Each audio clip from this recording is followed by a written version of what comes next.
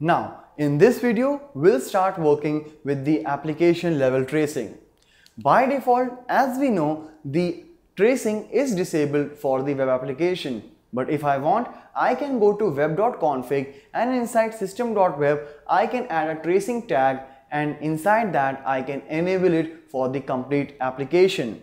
Once we have enabled it, all the pages of the website can be traced. But if you want to exclude any particular page from the tracing, you can just go to the page directive, and at the page level you can put the tracing off, means that you can disable the tracing for that particular page.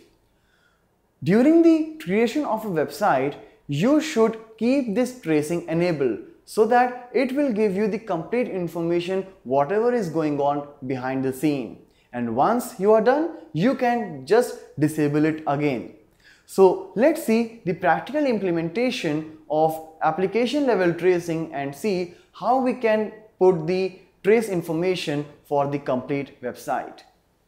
Now for enabling the tracing on the application level, I'll come to web.config file, and inside system.web I can put the trace tag. After that, we can choose the multiple attributes, like first of all enabled, which I'll set true. So it will enable the tracing for the complete application. Now when I'll make a request for the default.aspx, you will see the content on this particular page. But if I want to see the trace information as it is not here, I'll come to another tab and I'll make a request for trace.axd file.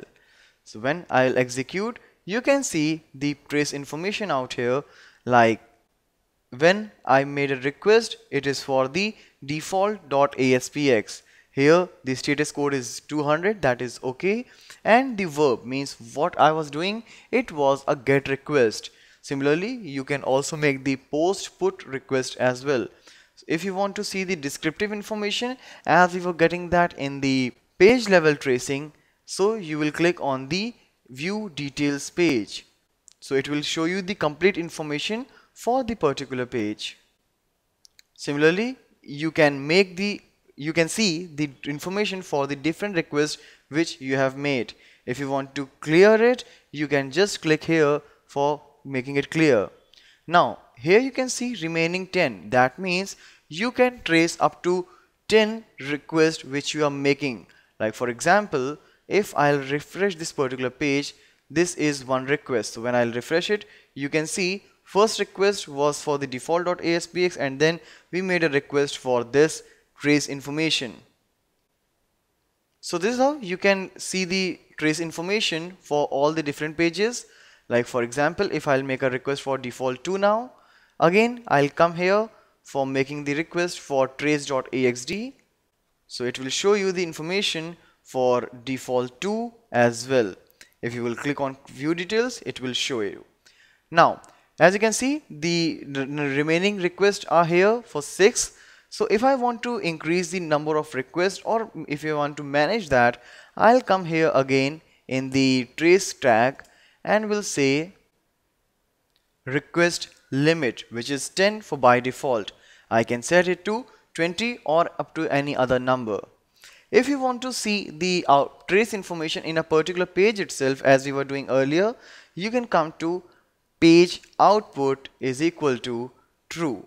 By default it will be false. I'll keep it false because I don't want to see the trace information out there.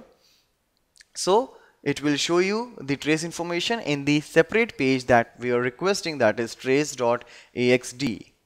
But if out of all the pages, if you want to disable the tracing for a particular page, you can simply come here and can say trace is equal to false. So this page, that is default2.aspx, will not be traced. So let's make a request again. As you can see, this is default2. Now if I'll refresh this one, it is just the first request that we are making, and now remaining are 19 because we have changed the number.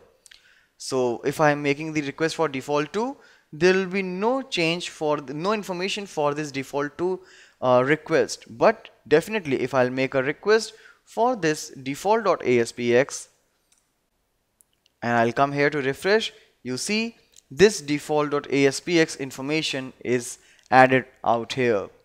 So this is how you can use this trace information for the debugging purpose and to make your website even more effective. So you can enable now on the application level, and you can check the overall events and the complete process which is going on behind on a particular trace.